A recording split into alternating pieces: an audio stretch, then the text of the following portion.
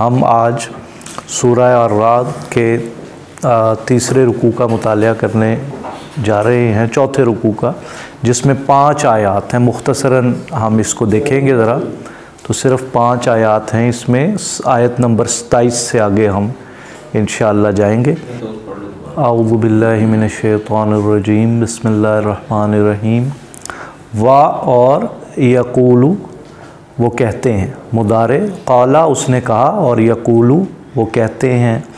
تو کون لوگ؟ الذین، یہ جمع کے لیے الذین آتا ہے نا، اسماء موصولہ، تو وہ لوگ کہتے ہیں کفروا، جنہوں نے کفر کیا، مکہ کے وہ لوگ جو کافر تھے، جو مشرک تھے، ابو جہل وغیرہ، وہ یوں کہنے لگے لو، اگر، لا نہیں، تو کیوں نہیں؟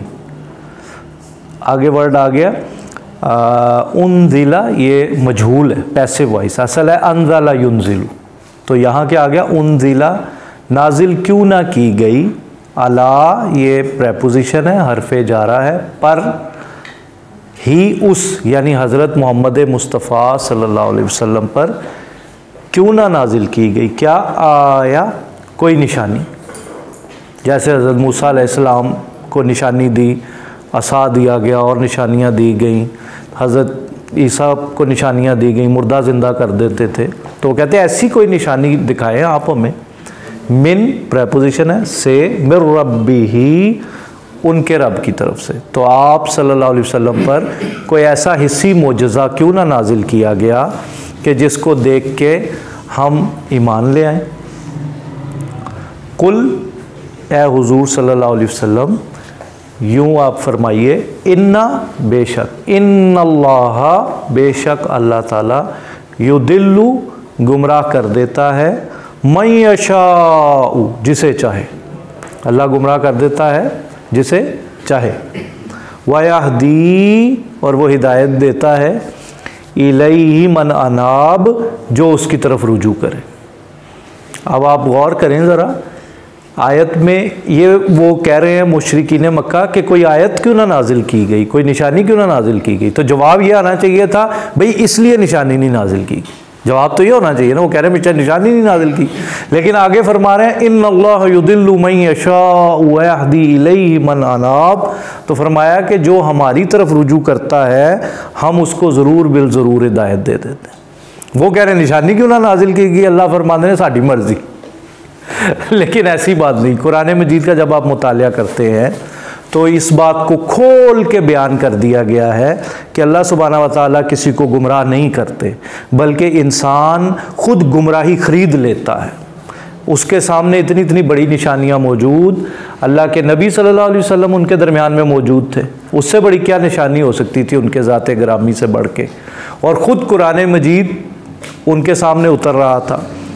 اور اس کے علاوہ حضور اکرم صلی اللہ علیہ وآلہ وسلم کا انہوں نے ساری زندگی دیکھی تھی، حضور صلی اللہ علیہ وسلم ان میں پلے بڑے تھے، تو ہدایت کا اصول یہاں بتا دیا، وَيَهْدِي إِلَيْهِ مَنْ أَنَابَ، کہ جو پیچھے پڑ جائے کہ میں نے ہدایت یافتہ لوگوں میں ہونا ہے، تو فرماتے ہیں پھر ہم اسے ضرور بالضرور ہدایت دے دیتے ہیں۔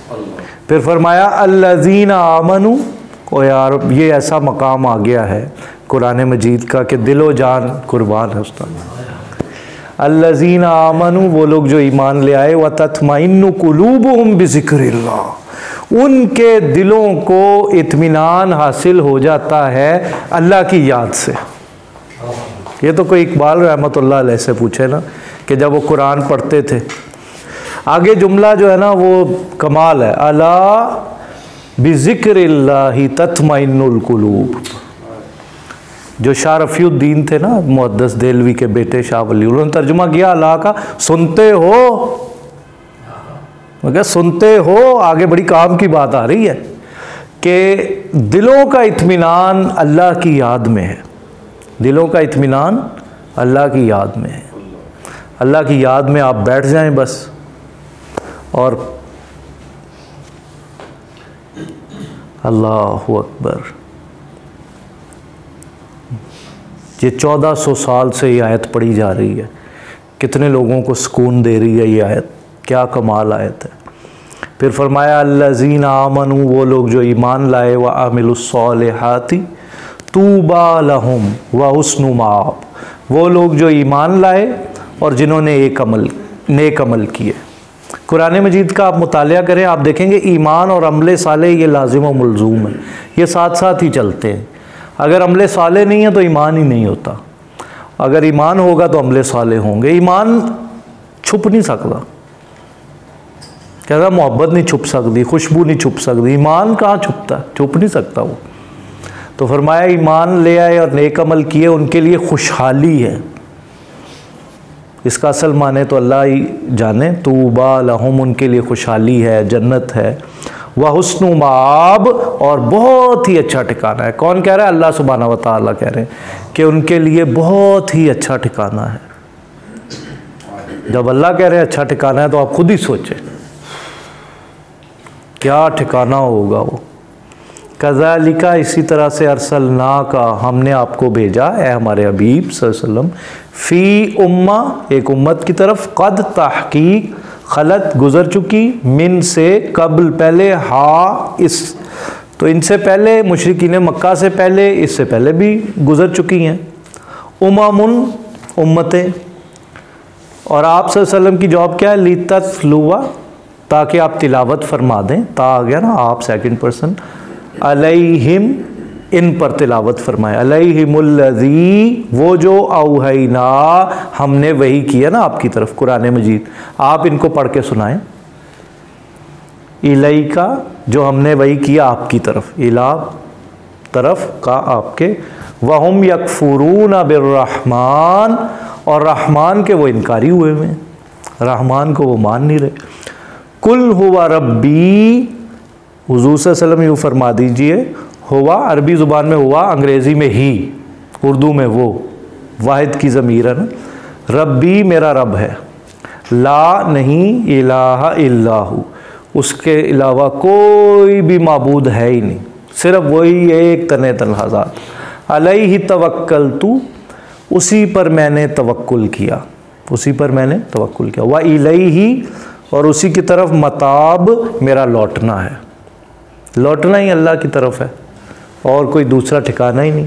اور لو، اگر، انا، بے شک، قرآن ہوتا، اور اگر قرآن ہوتا، ایسا قرآن ہوتا، سیرت بہ الجبال، سیرت، چلائے جاتے، بہ، اس کے ذریعے سے، جبال، جبل کہتے ہیں پہاڑ کو، ماؤنٹین، جبال اس کی جمع ہو گئی۔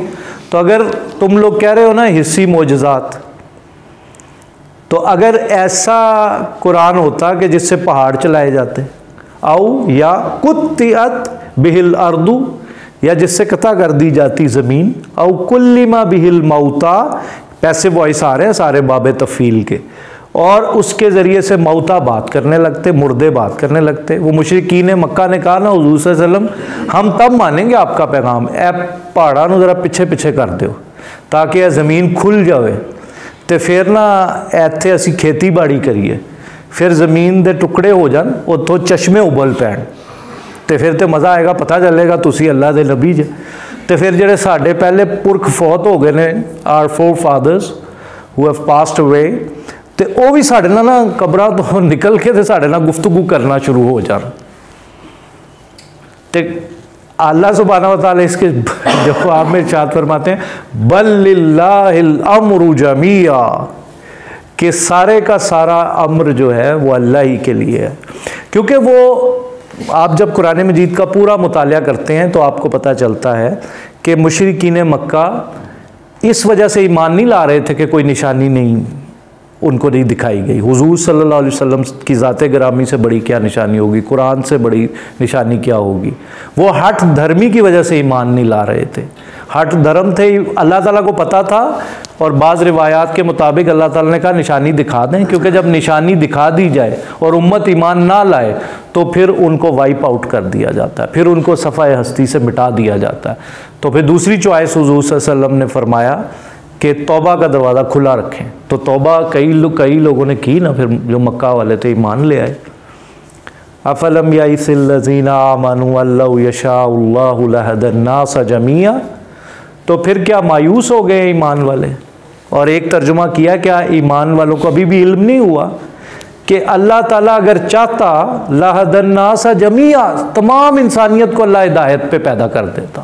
اگر یہی مقصد تھا تو پھر اللہ تعالیٰ کے لیے کوئی مشکل تھا جہاں اللہ تعالیٰ نے اتنے کام کیے، سب کو ہی کہتا چلو سارے ہی مسلمان میں پیدا کرتے لیں۔ بلکہ یہاں بھائی، یہاں اختیاری ایمان مطلوب ہے، جبری ایمان مطلوب نہیں ہے کہ زبردستی کسی کو ہم جنت کے مستحق نہیں بنانا چاہتے، بلکہ اپنے اختیار سے کوئی ہم سے پیار کرے۔ وَلَا يَزَالُ الَّذِينَ كَفَرُوا تُصِيبُهُمْ بِمَا صَنَعُوا، اور کہتے ہیں ہمیشہ کافروں کو اصابہ یصیبو پہنچتی رہے گی، بما صنعوا جو بھی انہوں نے کاریگری کی ہے، یعنی صنعوا ان کے برے اعمال، کافروں کے برے اعمال کی وجہ سے ہمیشہ ان کو پہنچتی رہے گی کیا؟ قاریہ، آفت، کوئی نہ کوئی آفت پہنچتی رہتی ہے ان کو۔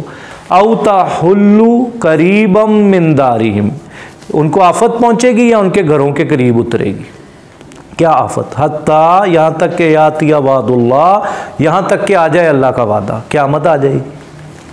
ان اللہ لا یخلف المیعاد، اور بے شک اللہ سبحانہ و تعالیٰ اپنے وعدے کے خلاف نہیں کرتا۔ وآخر دعوانا ان الحمد للہ رب العالمین۔